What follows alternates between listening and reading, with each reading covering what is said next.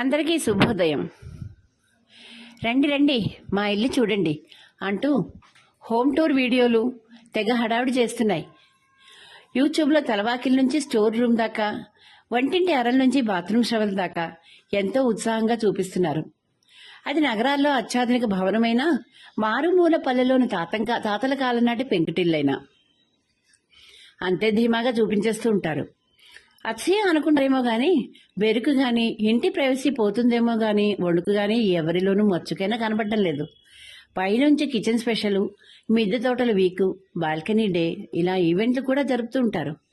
ఆ తెర సంగతులు అలా ఉంచి ఎవరైనా మన ఇంటికి వచ్చినా మనం ఎవరింటికి వెళ్ళినా అదే తంతు. ఎందుకంటే ఇల్లు సొంతదైనా అద్దెదైనా శక్తి మేరకు చక్కగా సర్దుకుంటాం కదా. అతిథులకు చూపించి మురిసిపోతూ ఉంటాం. అచ్చం అలాగే ఉత్సాహంగా తమ ఇల్లంతా చూపిస్తున్న ఒకరు నన్ను సూటిగా అడిగారు మా ఇల్లు ఎలా ఉంది అని.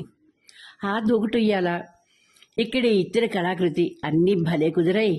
కానీ చుట్టూ ఒక్కసారి చూసి నిజాయితీగా అడిగాను, పుస్తకాలారా ఎక్కడా అని.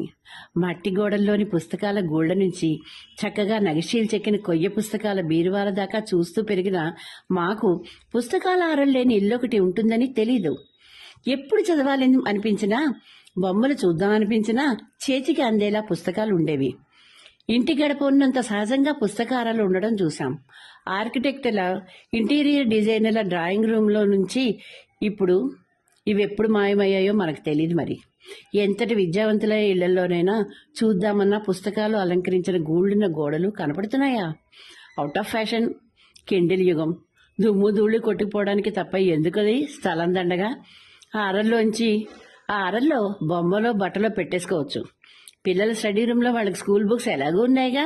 ఇలాంటి 1,00,000 కారణాలు ఉండొచ్చు కాక వచ్చేవి వేసవి సెలవులు.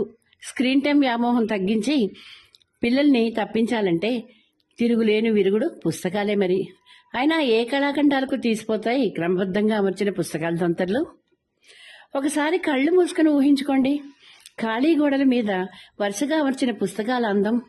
ప్రపంచంలోని ఆలోచన పరులంతా మన ఇంట్లోనే మన మనుషులైనట్లు, మనతో కాఫీ తాగుతూ కబుర్లాడుతున్నట్లు అనిపించడం లేదు? ఏ చందమామో జంగిల్ బుక్ను పిల్లలతో కలిపి చదువుతూ ఉంటే ఎంత హాయిగా అనిపిస్తుంది కదా. ఇంటికి కావాల్సిందల్లా చిన్నదో పెద్దదో మనకంటూ ఓ హోమ్ లైబ్రరీ. ఇంతకీ అరల్లోకెల్లా ఏ అర మేలు అంటే పుస్తకాలున్న మా అరే మేలు అని చెప్పగలం. అదండి విషయం. మరి సెలవా? మీ వెంకట శ్యామలాదేవి. మీ ఇంట్లో కూడా ఒక పుస్తకాలారం ఉందో లేదో ఒకసారి చెక్ చేసుకోండి.